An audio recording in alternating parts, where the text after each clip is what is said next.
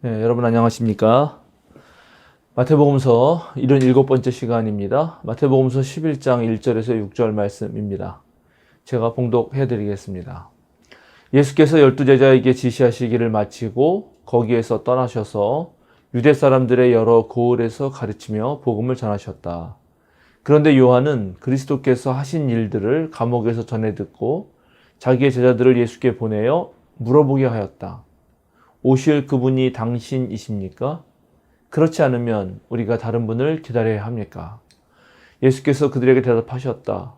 가서 너희가 듣고 본 것을 요한에게 알려라. 눈먼 사람이 보고 다리 저는 사람이 걸으며 나병 환자가 깨끗하게 되며 듣지 못하는 사람이 들으며 죽은 사람이 살아나며 가난한 사람이 복음을 듣는다. 나에게 걸려 넘어지지 않는 사람은 복이 있다. 오늘 요한이 한 말씀이 오실 그분이 당신입니까? 아니면 다른 분을 기다려야 합니까? 그렇게 질문하는데 요즘에 우리가 대림절기를 보내고 있는데 대림절기 아주 딱 들어맞는 구절 아닌가 그렇게 생각해 봅니다. 마태복음서 11장 벌써 들어가는데요. 이 마태복음서 11장은 마태복음 전체에 있어서 하나의 전환점 역할을 합니다. 오늘 우리가 읽은 구절 중 3절의 말씀은 이제 감옥에 갇힌 세례 요한이 제자를 보내어서 예수님께 물어보는 장면입니다. 아까 말씀드렸듯이 오실 그분이 당신이십니까? 그렇지 않으면 우리가 다른 분을 기다려야 합니까? 물론 이 말은 세례 요한이 자기 제자를 시켜서 했던 말이지만 어쩌면 이 이스라엘 백성들의 마음을 대표해서 한 말인지도 모르겠습니다. 로마 식민지 상황에서 겪어야 하는 여러 가지 서러움들, 어려움 이런 것들에서 구원해 주실 메시아를 언제나 기다려왔던 이스라엘 백성들이 예수님의 여러 가지 기적과 표적과 가르침을 보고 듣고 과연 이분이 진정한 메시아이고 구원자일까? 정말 그분일까? 이런 생각을 하지 않을 수 없었기 때문이죠. 한편 마태복음서는 이미 예수님의 가르침과 사역을 다 보여주었습니다. 그리고 이제 제자들까지도 파송해서 그들이 하나님 나라 사역에 결단하는 것까지 다 드러냈죠. 이런 것을 옆에서 지켜보았다면 이스라엘 백성들도 우리도 예수님과 함께 하나님 나라 운동에 동참해야 되는 것 아닌가? 이런 생각을 했을 수도 있을 것입니다. 예나 지금이나 참된 지도자, 진정한 지도자를 선택하고 그를 따르는 문제는 언제나 있어 왔습니다. 지금 민주주의 시대에도 국민과 시민이 직접 행정부 수반을 선택하죠. 대통령 선거 같은 경우가 그러고 또 국회의원 선거도 그러합니다. 국민과 시민이 도대체 어떤 사람을 지도자 선택할 것인가 할 때 각자 다 나름대로 기준이 있을 것입니다. 오늘 마태복음서 저자가 세례 요한의 질문이 있기 전에 이미 10장을 통해서 예수님이 그동안 무슨 일을 하셨는지 사탄의 시험은 또 어떻게 물리치셨는지, 무슨 말씀을 가르치셨는지, 어떤 기적들을 보여주셨는지, 어떤 사역을 하셨는지, 또 예수님이 선택한 사람들은 어떤 사람들인지, 그리고 예수님께 선택받은 그 제자들은 무슨 역할을 했는지 다 보여주셨죠. 우리도 마찬가지로 대통령이나 국회의원 또는 어떤 공동체의 지도자를 뽑을 때 그 사람이 그동안 무엇을 해왔는지를 살펴보죠. 그리고 그 사람이 그런 행동들을 통해서 어떤 비전을 보여줄 수 있는지 또 일 처리는 잘하는지 등을 살펴봅니다. 대통령 뽑을 때 그 기준 같은 것들이 있었죠. 옛날에 SBS 같은 데서 말하기도 했던 것인데 리더십이라든가 소통 능력, 비전, 위기 관리, 진실성 이런 것들이 중요한 기준이 된다라고 하기도 합니다. 우리의 지도자를 뽑을 때는 우리들 나름대로 기준이 있어야 될 것 같습니다. 특별히 정치는 우리 삶에 매우 밀접하게 연결되어 있기 때문에 그 선택은 신중하고 아주 면밀해야 되죠. 특히 민주주의를 표방하고 직접 선거를 하고 있는 우리의 경우에 결국은 국민들이 아주 그 높은 정치 의식을 가지고 깨어나야 되겠죠. 잘된 선택을 우리가 하게 되면 우리의 삶이 나아질 거고 우리가 잘못된 선택을 하면 결국 우리가 힘들어질 것이기 때문에 그렇습니다. 오늘 세례 요한의 물음을 통해서 우리는 새 시대에는 새로운 사람이 필요하다는 사실을 알게 됩니다. 정말 오실 그분을 기다린다는 것은 지금 이 시대에 딱 알맞는 사람을 기다리는 거 아닙니까? 동시에 저마다 입장이 다르다. 이 새 시대를 이끌어가는 사람은 어때야 한다고 하는 입장이 다르다는 걸 알게 되죠.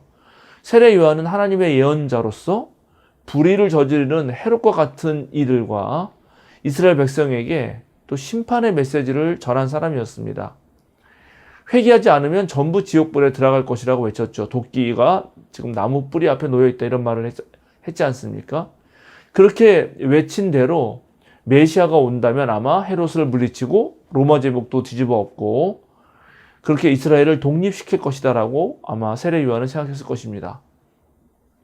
세례 요한이 그런 기대를 품으면서 자기가 못한 일을 예수께서 하시지 않을까 그렇게 기대했을 수도 있습니다. 누가복음에 의하면 요한과 예수는 사촌지간이고 또 예수님께서 요한에게 세례까지 받으셨으니 예수가 메시아라면 요한의 바람대로 모든 정치권을 뒤집어 엎고 자신을 감옥에서 건져 주리라 생각했을지도 모르죠. 그런데 예수님이 하신 말씀과 행적을 보니까 이게 뭔가 요한의 기대와는 다른 것입니다. 예수님은 심판보다는 올바른 말씀을 전하는 것, 올바른 하나님을 전하는 것과 하나님 나라가 보여주는 치유에 더 핵심을 두었습니다. 그래서 세례 요한이 물었던 거죠. 당신이 오실 그분입니까? 당신이 메시아입니까? 이런 요한의 물음에 예수님이 오늘 이사야서의 말씀으로 대답하시죠. 눈먼 사람이 보고 다리 저는 사람이 걸으며 나병 환자가 깨끗하게 되며 듣지 못하는 사람이 들으며 죽은 사람이 살아나며 가난한 사람이 복음을 듣는다. 나에게 걸려 넘어지지 않는 사람은 복이 있다. 세례 요한은 심판을 위주로 얘기했지만 예수님의 선포와 행위는 거의 모두 치유에 가깝습니다. 세례 요한이 예수님을 메시아로 인정하려면 자기가 가지고 있던 그런 메시아관, 메시아에 대한 생각을 바꿔야 되겠죠. 그래야만 예수님의 운동에 함께 할 수 있을 것입니다. 사실 우리는 모두 같은 기독교인이라고 하고 또 우리 생명사랑교회 교인들은 생명사랑교회를 다니죠. 같은 교회를 다닙니다. 그러나 또 가만히 보면 믿음의 색깔도 다르고 다른 생각을 지니고 있기도 합니다. 그래서 교회가 나갈 방향이나 교회 사역을 할 때 때때로 서로 다른 목소리가 나오죠. 이건 당연한 일이고 사람들이 모인 곳에서는 반드시 다른 의견이 있기 마련입니다. 그럴 때 우리는 무엇이 더 하나님의 나라에 가까운 것인지 하나님의 뜻에 가까운 것인지 어떤 것이 예수님의 길로 가는 것인지를 잘 판단해야 합니다. 오늘 예수님은 너희가 듣고 본 것을 말하라고 그렇게 말씀하시고 계십니다. 마태복음서를 쓴 사람들은 예수님의 산상설교를 들었죠. 그리고 예수님의 사역과 기적을 보았습니다. 마태복음서 강해를 듣고 있는 여러분, 또 생명사랑교회 여러분은 그동안 여러분 각자 신앙생활 하시면서 또 여러분은 교회 다니시면서 무엇을 듣고 무엇을 보았습니까? 과연 오늘 세상에서 우리가 기다리는 메시아의 모습은 어때야 할까요? 그 모습이 하나님의 관점에서 볼 때 올바른 것일까요? 아니면 혹시 우리의 입장만 또는 우리의 욕망이 투영된 것은 아닐까요? 지금 나쁜 짓을 저지르는 사람들은 아마 하나님의 심판의 메시지를 들으면 겁이 날 것입니다. 그리고 그런 소리를 들으면 듣기 싫어하겠죠. 그래서 예수님 당시에도 세례 요한은 감옥에 들어가게 됐고 거기서 결국 처형당했습니다. 그런데 때로 착한 사람들은 하나님이 자별 있게 모든 것을 용서하시고 치유하신다는 그런 말을 좋지 않게 들을 수도 있습니다. 왜냐하면 악한 사람들을 용서하고 치유하면 너무나 억울하지 않습니까? 악한 사람들은 벌을 받아야 되는데 말이죠. 나쁜 놈들을 자꾸만 용서하면 세상에 악이 더 창궐하는 것은 아닌가 하고 생각할 수도 있습니다. 심판과 자비의 길 중에 어느 것이 더 좋은지는 참 쉽지가 않죠. 결국 상황에 따라서 판단해야 될 것입니다. 그러나 큰 틀에서 보자면 예수님의 길은 세례 요한의 심판의 길보다는 오히려 자비와 용서의 길이라고 할 수 있습니다. 물론 심판도 필요하고 정의가 바로 서는 일도 매우 중요합니다. 그러나 더 큰 틀에서 정말 어느 것이 더 중요한가는 우리가 상황에 따라서 아주 깊이 있게 그리고 신중하게 정해야 될 것입니다. 저는 보통 일을 할 때 가능하면 나 자신도 좋고 남도 좋은 일을 하려고 합니다. 어리석은 사람들은 자신도 망치고 남에게도 피해를 주는 그런 일들을 하겠죠. 욕심 많은 사람은 남을 해치면서까지 자신의 이득을 챙기려고 할 것입니다. 선한 사람은 때때로 남을 위해 자기 것을 포기하고 자기를 내어주기도 하겠죠. 그리스도교는 서로 사랑도 가르쳤고 내 이웃을 내 몸과 같이 사랑하라고도 가르쳤고 또 원수까지도 사랑하라고도 가르쳤습니다. 이 사랑의 종류와 그 느낌이 약간씩 다 다르죠. 그런데 정말 원수까지 사랑하려는 그런 경지에 가려면 어떤 면에서는 우리가 온 힘과 정성과 목숨을 다해서 하나님을 사랑하는 그런 법, 또 하나님으로부터 받은 사랑을 충분히 누릴 줄도 알고 그렇게 해서 하나님과의 사랑 속에서 얻은 그 사랑의 힘을 받아야 될 수도 있을 것입니다. 사실 그렇지 않으면 나머지 사랑이 쉽지 않습니다. 그래서 우리가 하나님 말씀을 듣는 것이고 또 하나님 나라 사역을 행하면서 거기에서 하나님의 놀라운 능력을 보고 느꼈을 때 그때 우리는 하나님 나라의 사역 또 메시아의 사역을 감당할 수 있게 됩니다. 그러면 이제 우리가 보고 들은 것, 우리가 겪은 것을 만방에 알릴 수 있겠죠. 사랑하는 생명사랑교회 여러분, 그리고 이 유튜브를 보시는 모든 하나님의 백성 여러분, 우리가 더욱더 올바르고 더욱더 능력 있는 그리스도인이 되면 좋겠습니다. 많은 사람들이 우리의 삶과 일상생활의 모습을 보고 감동을 하고 정말 저 사람 정말 너무 괜찮은 사람이다. 저 사람이라면 나도 한번 예수를 믿어보고 싶다. 이런 그런 고백은 나올 정도가 되어야 한다고 생각합니다. 그런데 그 길은 하루아침에 되는 건 아니죠. 정말 꾸준히 노력해야 됩니다.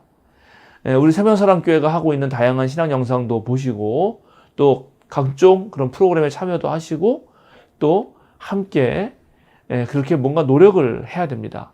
그렇게 하다 보면은 그리고 그것이 쌓이다 보면 자신도 모르는 사이에 하나님이 우리를 통해서 많은 일을 하시게 될 것입니다. 그리고 그때 우리는 우리가 겪은 것, 우리가 본 것, 우리가 들은 것, 그런 것들을 정말 있는 그대로 세상에 또 알리고 전할 수도 있을 것입니다. 오늘 마태복음서 77강은 여기서 마치도록 하겠습니다. 여러분은 또 다음 주에 또 뵙겠습니다. 이 강의가 여러분에게 도움이 되신다면 많은 분들에게 소개해 주시고 우리 생명사랑교회 유튜브 신앙 영상들을 보실 수 있도록 좋아요, 구독도 부탁드립니다. 여러분 감사합니다.